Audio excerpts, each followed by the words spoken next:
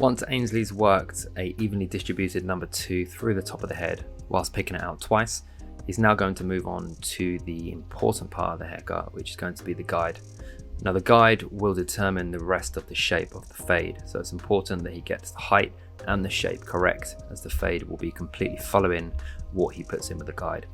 So he's going to be working slightly higher through the temple, curving round with the natural shape of the head, and then coming into a narrow shape in towards the nape area. We're now going to start fading one side of the head first. This will allow us to completely focus and get this fade right before moving on to the next zone of the head.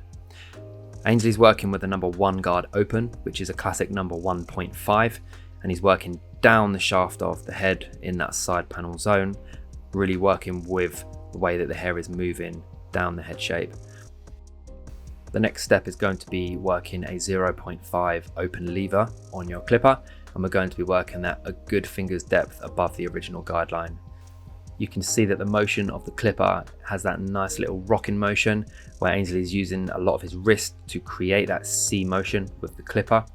This will allow him to get that blend very quickly from the 0.5 into the length above. Again, you can see the replication from the front area being wider and going into the back area of the head being more narrow where he's working with the clipper.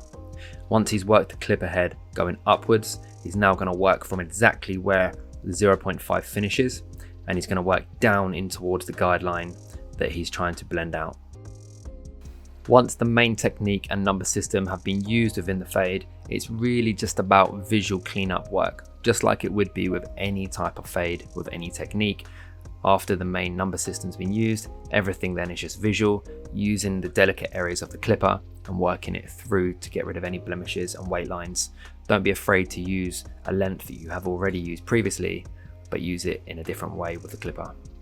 Once the shape on the beard has been done, we can now finish off side number 1 with the sharpening up of around the temple area to create that nice strong square looking shape through that recession area and temple region.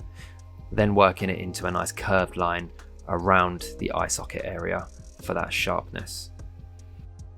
It's important to note Ainsley's using only a small bit of the corner of the clipper to create that sharpness and precision.